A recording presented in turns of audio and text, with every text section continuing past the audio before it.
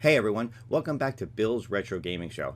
In today's video I'm going to look at some more news that has just come up recently, including a couple of new games for the iiRcade arcade system, some remastered classics that you can actually get for free later on this week, and some updates to the N64 emulator to make those games play even better.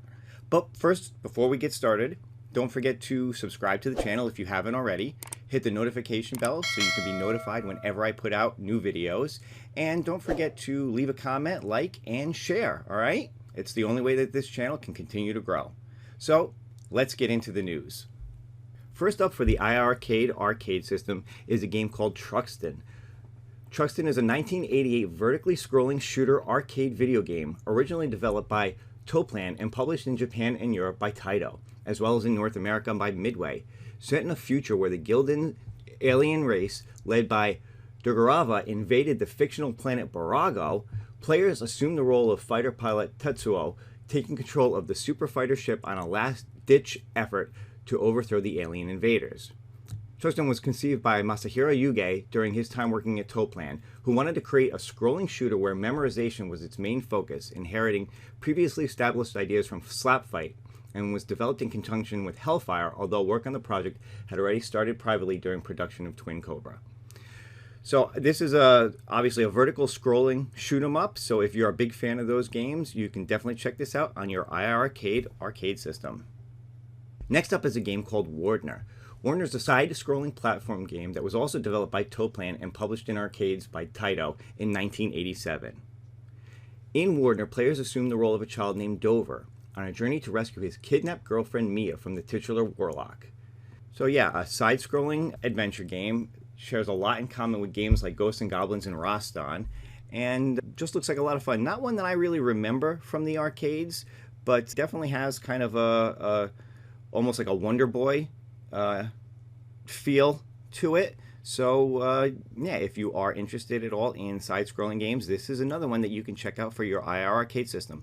Both games retail on the iiRcade store for $7.99 and are available now. So I have a question for you. Do you like free games? Because I like free games. And if you haven't checked out the Epic Games Store, then you really should give it a try. Epic Games Store is another gaming system similar to Steam, where you can download and play games on your computer. Sign up on it is free, but what's great about them is that they give away free games every week. And you know, a lot of times they are even very high-profile games. Like I was able a couple of weeks ago to get Control for free on the Epic Game System, and that is a really fun game if you haven't checked it out. This week they're offering Chris Tales for free, but I really want to focus on the games that are coming out next week. Next week they plan on releasing two games that will be available from March 3rd through March 10th, completely free on the system. The first is called Black Widow Recharged, and the second is Centipede Recharged. Both games are remakes or updated versions of two fantastic arcade games from the early 80s. Black Widow is a game that came out in 1982 and was one of the early games to actually use a twin stick setup. So this version, Black Widow Recharged, is an updated and modernized version of that arcade, but with a very similar feel to the arcade classic. And hey, for free, it's certainly worth checking out.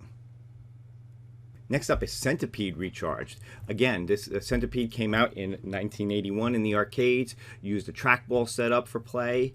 And this one is, again, very similar to Black Widow Recharged. It's an updated, modernized look and take on the same game with similar play mechanics.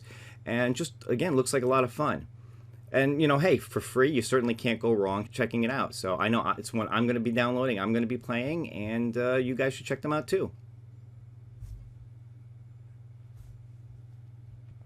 And I just want to say, I'm pointing them out because this is a retro gaming channel. These are like modernized versions of retro games. This video is not sponsored by Epic. I don't have any kind of sponsorship with them. I don't think my channel is at that point yet, that's for sure. But, since they are remade versions of classic games and you are able to get them for free, I just figured I'd put it out there. And, if you guys are interested and you hadn't heard of this or haven't checked out the Epic Store yet, give it a look. For free, you certainly can't go wrong, and the games look like they're going to be a lot of fun. And finally, I just want to look at some more N64 news for the Nintendo Switch. Now, Friday they released Majora's Mask for the online expansion pack service for the N64 emulator, and along with releasing Majora's Mask, they also updated the emulator to, I guess what they're calling emulation 2.0. And with it, it looks like they've updated a lot of features and they've gotten the emulation a lot closer to the way people had hoped it was going to be when it first launched. So it looks like several people online have been talking about these fixes and doing comparisons to the way the games used to look on the Switch, the way they look now, the way that they have looked in previous emulators and on the N64. And we have a tweet here from Oatmeal Dome, who says version 2.0 is now available. There appears to be a bunch of game configuration updates, which I'll cover in another tweet. Notably, however, the infamous water temple room is completely fixed as the fog has been restored. And you can tell by the screenshot here, if I blow it up, that yeah, that looks much better than it did before, much closer to the original.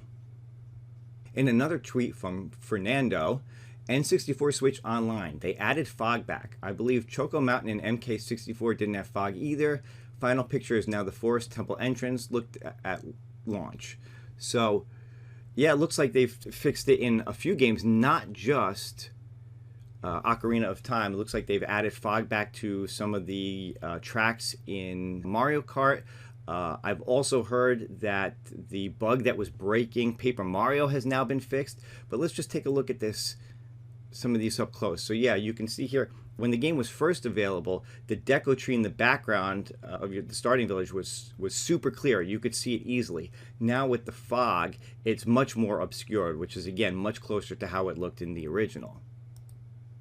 And here's the Mario Kart level showing the fog as you go through the mountain. And again with the entrance to the water temple, you can see here that it's much more obscured compared to how it looked when it originally came out, where it's so much more clearer. So they are definitely making fixes to the emulator, which is a good thing. So yeah, I feel like a lot of people were giving Nintendo flack when the N64 emulator first came out, and rightfully so. You know, there were definitely some things, especially in comparison to the Virtual Console on Wii U and Wii, that just weren't right. You know, they had a lot of fixes that they needed to make to get it up to the same level that it had been in the past.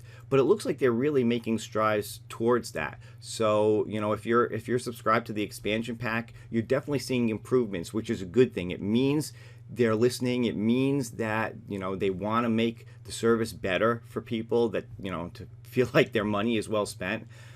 You know, if you were holding out to see what was going to happen, you know, first off, I would certainly understand if you continue to hold out to see, you know, if they're going to continue to release more games. I mean, obviously they are. We still don't know what's coming out for March, or if there's a game for March yet. But, you know, who knows? Maybe this will make you more likely to pull the trigger on the expansion pack, knowing that they're going to continue to make improvements. They're going to continue to make it better. All right?